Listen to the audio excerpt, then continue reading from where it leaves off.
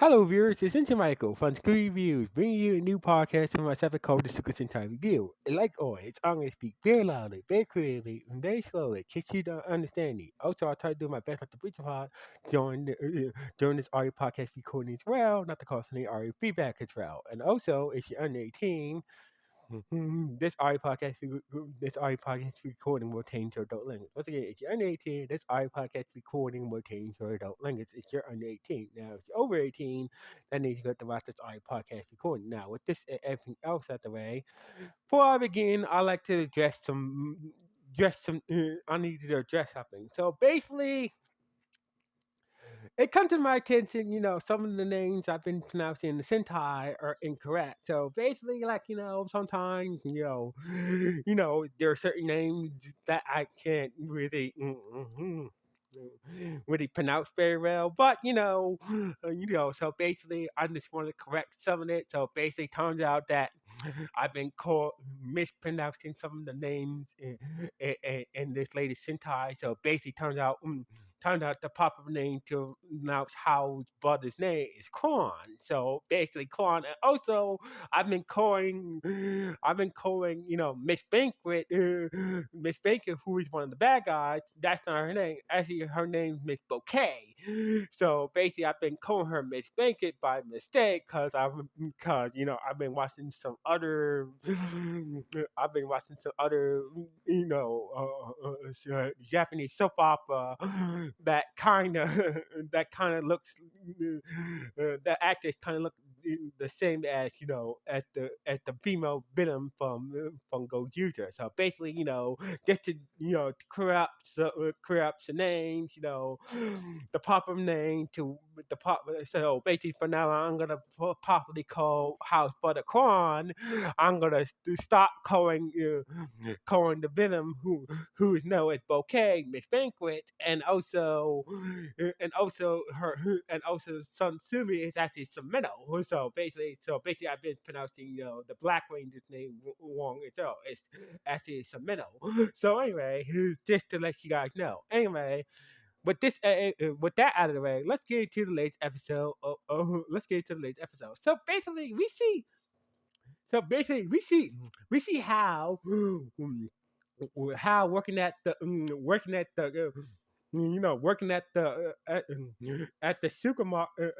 supermarket, like one of those at that little supermarket, like he that we see him in the first episode. He's back at the supermarket working part time and whatnot. So basically, but we don't see his buddy who was the Karaka Ozier Ranger with him.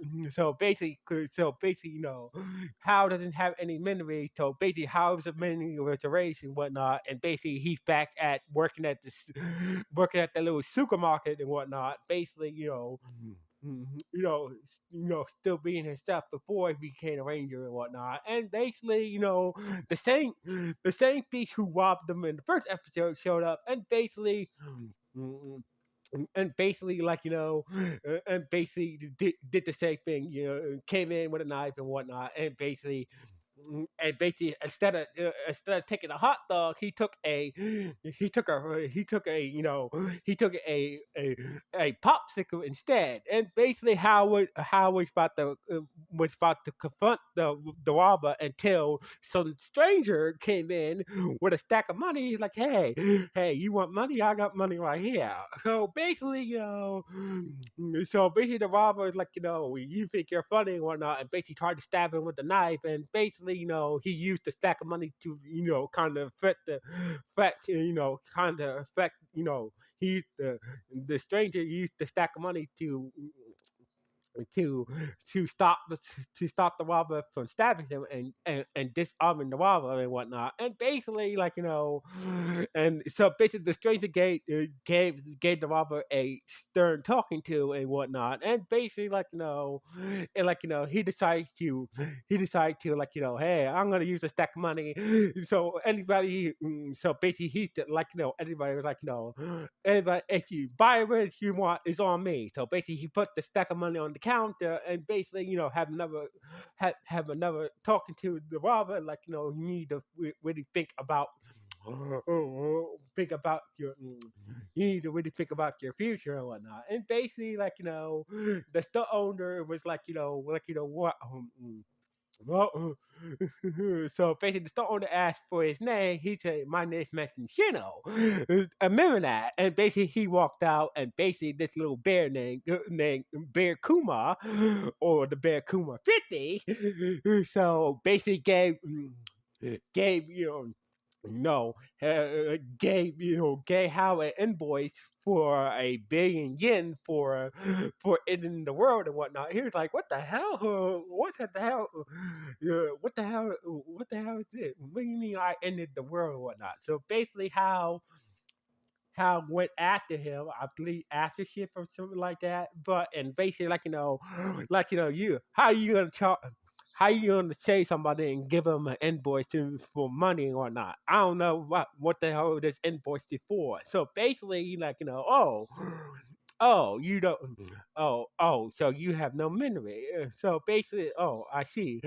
So basically, we see him with the polo ring on, and basically he tapped Hal in the head. So basically, it's kind of like like in Gates and whatnot, when a rider loses and whatnot, the memory comes erased unless you the only way to store that rider's memory is that you use the ID core and whatnot. So basically, he tapped Hal.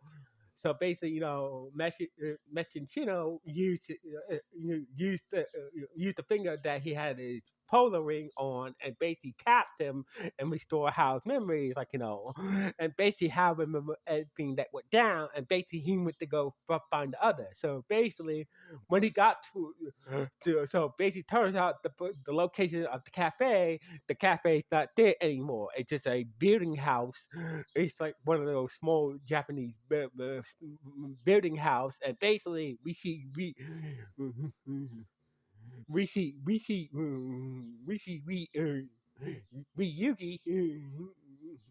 Yugi is a couple with the landlady, house landlady now, and also we see that Rio, the Blue Ranger, is a some it's a nerdy nerd right now, and as a some Ino is now now is a hippie that only eats organic foods and whatnot, and dressed like a hippie and whatnot, or well, like a modern day hippie and whatnot. And as for Kenjin, he's back in his old in his old he's back in his true age and whatnot, being helped around by a nurse and whatnot. So basically, and basically that turns out that the ring turns out that house still had it, even though that we saw his brother Quan took his ring in the previous episode. Turns out that the Gozer Wolf ring is in his pocket, and basically once he put it on, that's when the Tega sword appears, and basically appears in human size, and basically well, thank God. So basically your brother Quan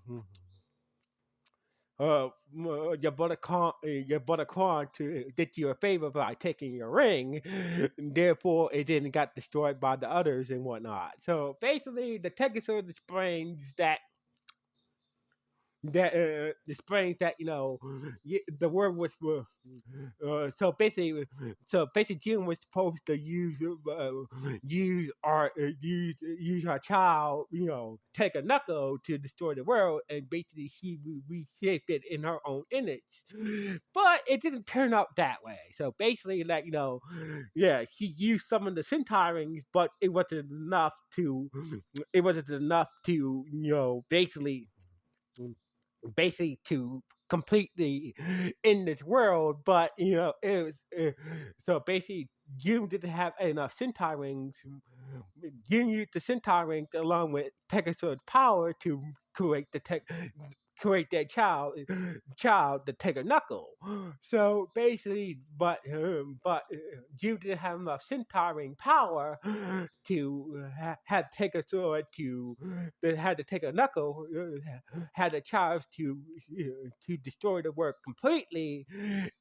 Instead, this is that it just changed the world a little bit. And so basically, that's what the Tegasort is explaining to him and whatnot. So anyway, so basically June didn't have enough. So basically June didn't have enough Sentai wing power to have their child, or to have their child to completely destroy the world and reshape the world in her image and whatnot. So basically, we see some monsters, the treasure monster and the party monster showed up, and basically, since everything has been rewritten because of the imperfection of the Tega Knuckle, of Tega Sword's child's power, the monsters, the previous monsters, doesn't need a human host anymore to appear in the human world and whatnot. So anyway, Hal was about so basically, how before Hal started to fight the monsters, we cut to the bad guys, and the bad guys is like, Jean was not happy with the situation that she thought was not happy with the situation that the world is not in there, about the whole about what went down and whatnot, and basically but the only thing managed is to find her son find her son's ring, and basically and bring her son back to her. That's what she that's what she told Mr. Nice, Mr. Shiny Knife, Miss Sweet Cake, Corn, Fire Candle, and Bouquet to find her son's ring and bring her son back to her. Maybe she can fix this, until she's able to get more Sentai rings to and use her son's power to completely destroy the world, try to destroy the world again and whatnot. So anyway, we talk back to Hal and the Tegasord. So basically Hal was about to fight the two monsters, but and that's when we see Mesh and Shino showed up, and basically Bouquet showed up as well after her meeting with Queen June and whatnot. So basically, Mesh and Shino said like, "Oh, you're looking for the polar ring? I have it right here." So basically, Mash and Shido showed up, and basically, his little bear, his little Kuma bear caliber 50 weapon that can also talk and move by itself started to fight with Bouquet, and basically, and that's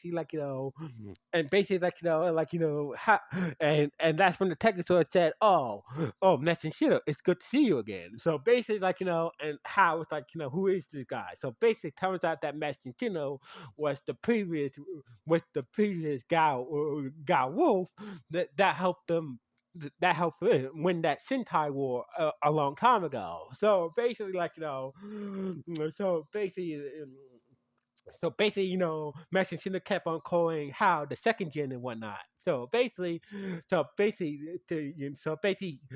and Cinder had the knuckle changer, had to take a knuckle changer and the polar ring, and basically he used it to transform into into the Gozu Polar Ranger, and basically started to fight the monsters, and basically so basically, Mesh and Shido kept on talking trash to, kept on talking trash to Hal while he was fighting the two monsters, and basically Hal was like, I have enough of you, and basically he ran up to one of the monsters and headbutted the monster, then transformed into his ranger form, and basically in the crazy way they kind of work together to fight against the monsters and whatnot, and that's when. So basically, during the battle, we see Tegasord's son, and we see Tegajune's son, Tegajune and Tegasord's son appeared in his mecha form, going on a rampage. So basically, going on a rampage. So basically, like Bouquet was trying to reason with the Tega Knuckle, with Prince Tega Knuckle to calm down and stop going on the rampage, but he was not listening. So basically, that's when Messi and Shino, you know, was able to connect to the Tega Knuckle Mecha, and basically they have a like they're in this they had this subconscious conversation that like the Tekken didn't know, either he was good or bad, but he say they called me to put the instruction. He basically I don't know if that's a good thing or a bad thing. So basically, like Shino said that I'll teach you from good for bad, and basically they kind of formed a connection, and therefore Mashiro started to call the Tekanako Prince Tekanako, good burn, good burn. So basically, so Mashiro